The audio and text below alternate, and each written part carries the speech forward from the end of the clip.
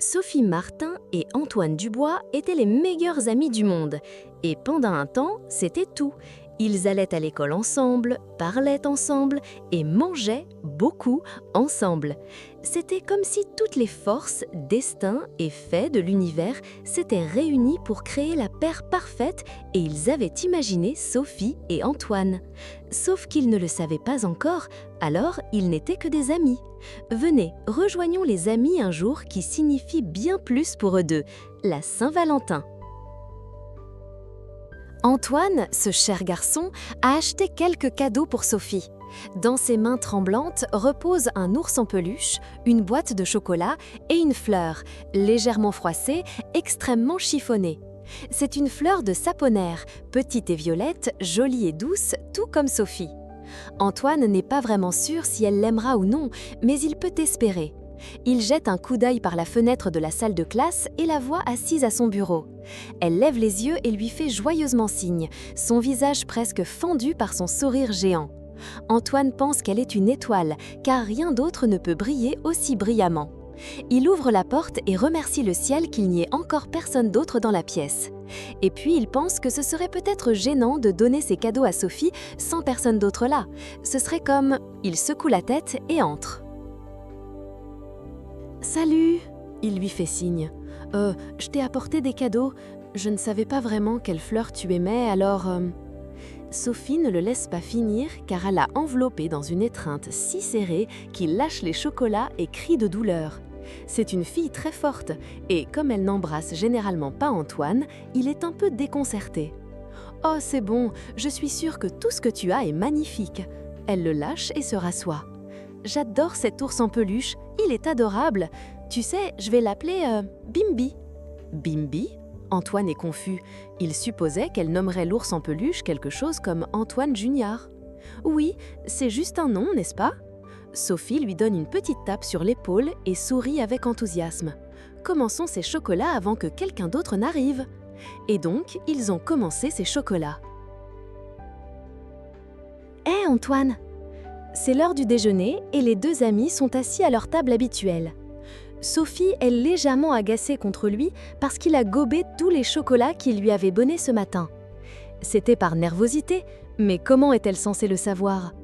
Tout ce qu'elle sait, c'est qu'Antoine agit très étrangement et elle n'aime pas ça du tout. Antoine lève les yeux de son pain de viande. « Qu'est-ce qui ne va pas ?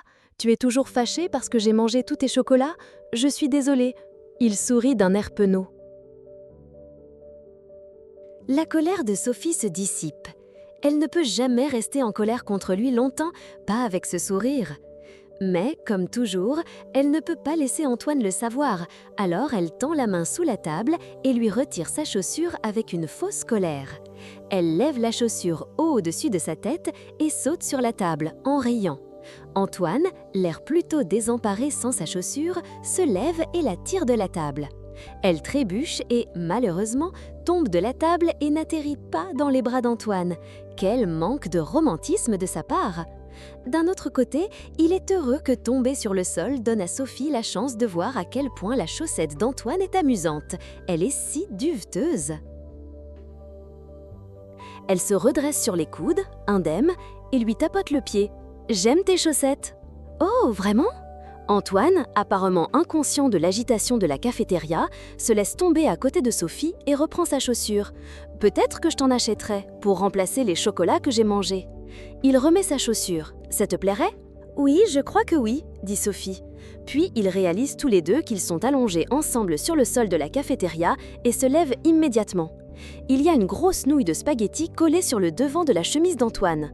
Sans réfléchir, Sophie lui retire la nouille et la jette à la poubelle la plus proche. « Merci d'avoir retiré cette nouille. » C'est tout ce qu'Antoine peut dire sans rendre la situation gênante, ou du moins plus gênante qu'elle ne l'est déjà. « De rien, » dit Sophie, puis il recommence à rire et à jouer comme si rien d'étrange ne s'était passé.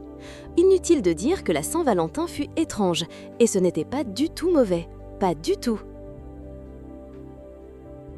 Nous allons maintenant avancer beaucoup, jusqu'au bal de printemps de l'école d'Antoine et Sophie. Antoine emmène une fille nommée Lily la rusée, mais seulement parce que Sophie y va avec un garçon nommé Victor le malicieux. Comment cela s'est-il produit? Aucun d'eux ne le sait vraiment, mais ils sont sûrs que c'était la bonne chose à faire. Parce que, et vous devez vous en souvenir, ils ne savent pas encore qu'ils sont des âmes sœurs.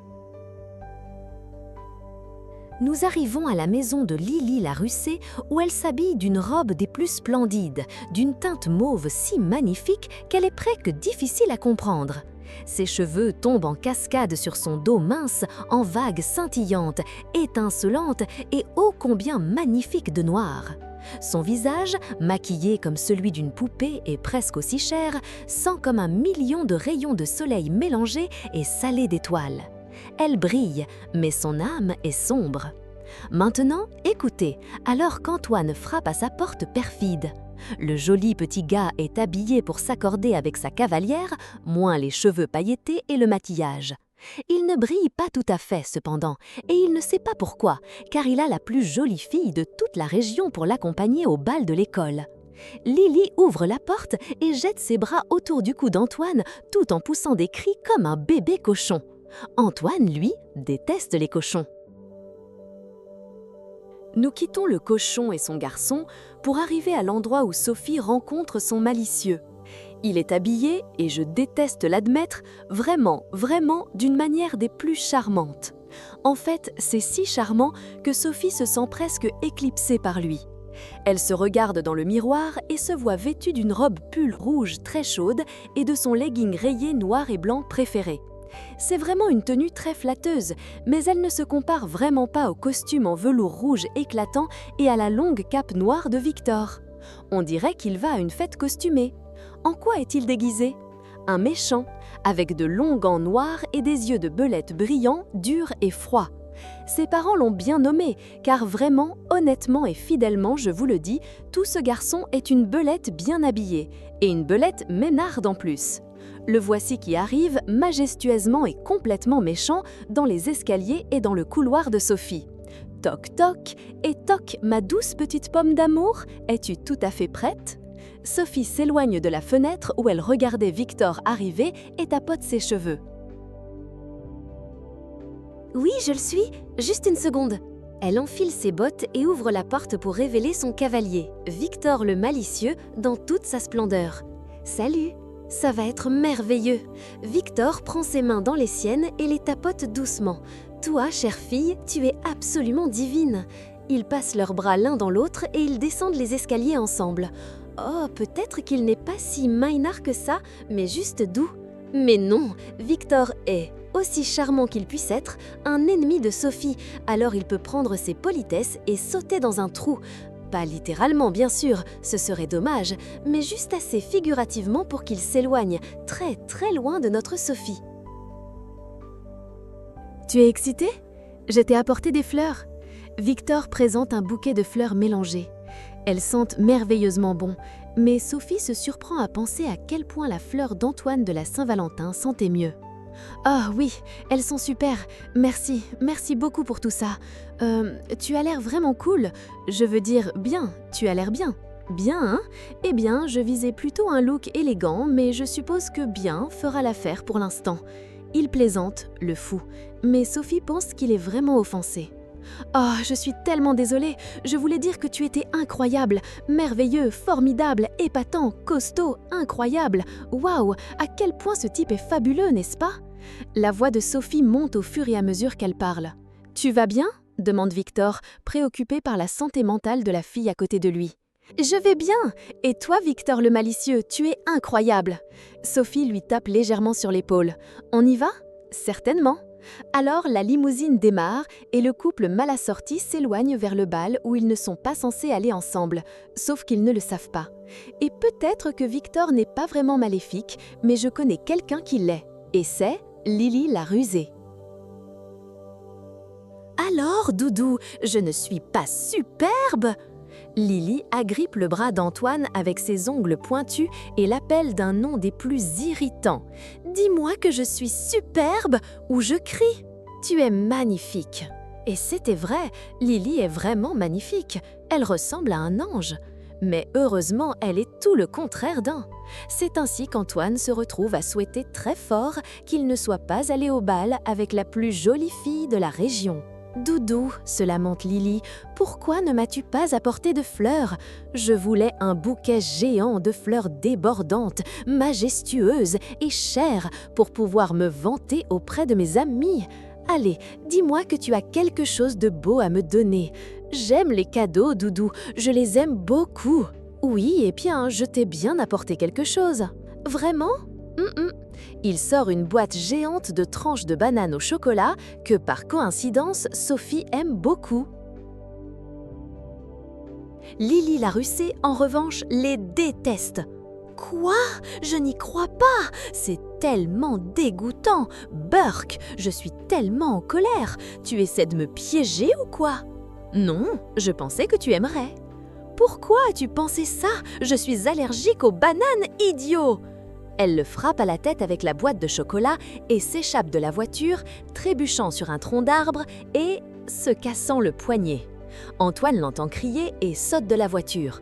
Sauf qu'il n'est pas non plus très coordonné, alors il se cogne contre un tronc d'arbre et se casse le nez. Ensuite, il y a du sang partout et c'est vraiment dégoûtant et collant et tout sent le soûl. Et Antoine et Lily pleurent tous les deux et il fait nuit très vite.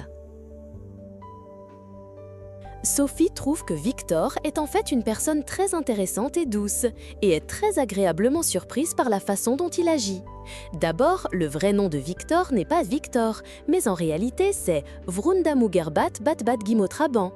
Et alors, pourquoi ne s'appellerait-il pas Victor? Ce sont les animaux nationaux d'Amikabimou, le pays d'où il vient, et aussi très respectable et mignon.